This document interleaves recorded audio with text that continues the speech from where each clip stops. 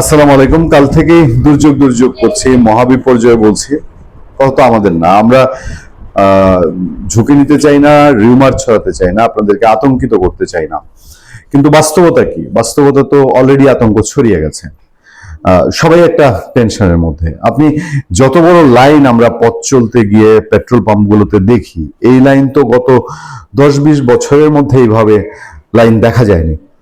Iraq যুদ্ধের প্রভাবে হচ্ছে, কিন্তু আমাদের জন্য ম্যানেজ করা কষ্টকর হয়ে গেছে। এবং এই কষ্টকরতার পেছনে যে ইউনূস সরকারের একটা অবদান আছে, এটা সবাই বুঝতে পারছে। ইউনূস আমাদেরকে একেবারে গোলামির চুক্তিতে, আমেরিকার গোলামির চুক্তিতে বেঁধে গেছে, ফলে একটা হাহাকার অবস্থা।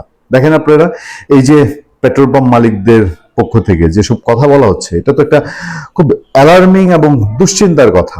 গত রাত্রে আমাদের প্রায় 37টা পেট্রোল পাম্পে হামলা হয়েছে। অনেক স্টাফ হসপিটালে আছে। পাবনায় একটা এটা পেট্রোল তো খুবই খুবই পাম্পে বিচ্ছিন্ন অংশ, ক্ষুদ্র অংশ। সারা দেশে যদি একদিনে 30-40টা পাম্পে হামলার ঘটনা ঘটে, এখন আমরা নিজেরাই কি নিজেদের পায়ে কোড়াল মারছি না? এইভাবে করতে করতে করতে করতে একটা বড় বিশৃঙ্খলার দিকে গেলে পরে কি হবে? এমনিতে আন্তর্জাতিক সংবাদ মাধ্যমে খবর বের হয়েছে, আপনারা দেখেছেন যে পৃথিবীর মধ্যে সবচেয়ে প্রথম দেশ, সবার প্রথম দেশ হিসেবে বাংলাদেশ তেল শূন্য হবে। তেল শূন্য হলে পরে এই 16-17 কোটি মানুষের দেশের হাহাকারটা কি হবে? কল্পনার বাইরে না?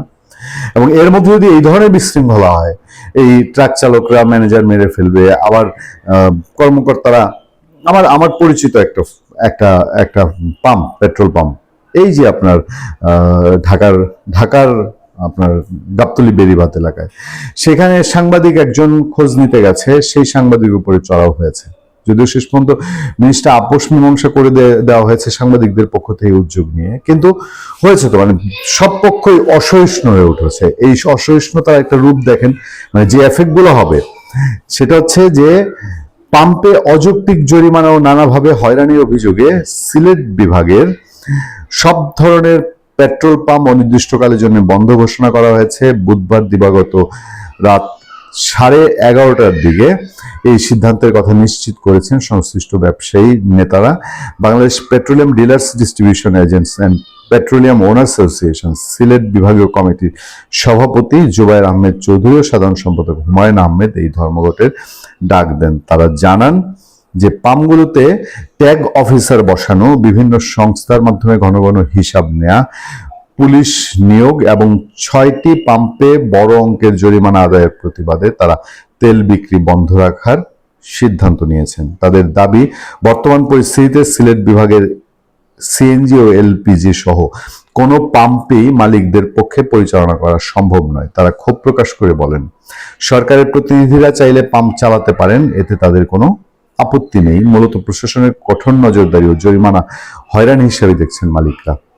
উদ্ভূত পরিস্থিতি নিরসনে সন্ধ্যা থেকে কয়েকজন মালিক প্রশাসনের ঊর্ধ্বতন কর্মকর্তাদের সঙ্গে সাক্ষাতের জন্য অপেক্ষা করলেও কোনো সুরাহা হয়নি। এরপরে রাতেই বৈঠক করে পেট্রোল পাম্প মালিকদের পক্ষ থেকে এই কর্মসূচি ঘোষণা করা হয়। মাত্র তো সিলেটে এই সিদ্ধান্ত দিয়েছে। এই নৈরাজ্য এবং বিশৃঙ্খলা যদি চলতে থাকে, তাহলে সারা দেশে আরো আশঙ্কাজনক হয়ে উঠবে না পরিস্থিতি? ভালো থাকবেন, সুস্থ থাকবেন। আপনার সাথে আমি আতিক রহমান, পূর্ণিয়া।